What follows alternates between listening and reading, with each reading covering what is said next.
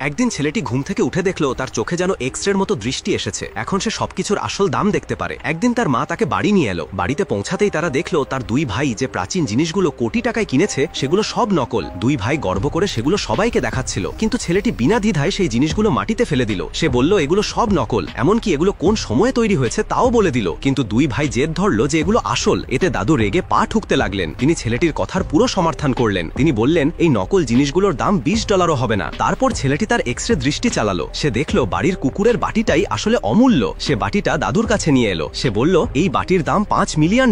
ভাইরা তার মজা করতে লাগলো। তারা তাকে গ্রামের বোকা ছেলে বলল। এমনকি দাদুও বাটির দাম বুঝতে পারলেন না। তাই তিনি একজন বিশেষজ্ঞকে ডাকালেন। বিশেষজ্ঞ পরীক্ষা করে বলল এটি 300 বছরের পুরনো প্রাচীন বস্তু। তিনি বললেন এর দাম অন্তত $5 মিলিয়ন।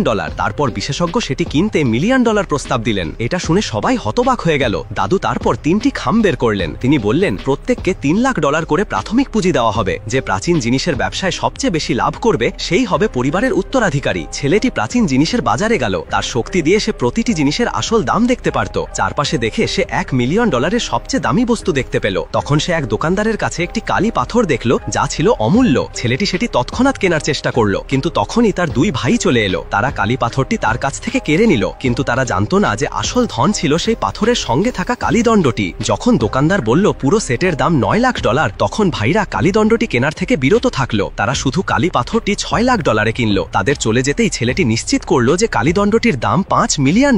সে সেটি মাত্র $3 কিনে নিল। তারপর সবাই দাদুর কাছে ফিরে এলো। ভাইরা কালি পাথরের মূল্যায়ন করালো। দাদু বললেন এটি 100 বছরের পুরনো দুর্লভ বস্তু এবং অন্তত $3 মিলিয়ন। ভাইরা গর্ব করে ছেলেটিকে দেখাতে লাগলো। তারা হেসে বলল সে নাকি বাজে একটা কালীদণ্ড কিনেছে। ছেলেটি দাদুকে বলল এই কালীদণ্ডটি মিং রাজবংশের রাজকীয় বস্তু যা 1000 বছরের পুরনো। এর দাম বাজারে অন্তত $5 মিলিয়ন। সে বলল এর এক ফোঁটা পুরো হ্রদ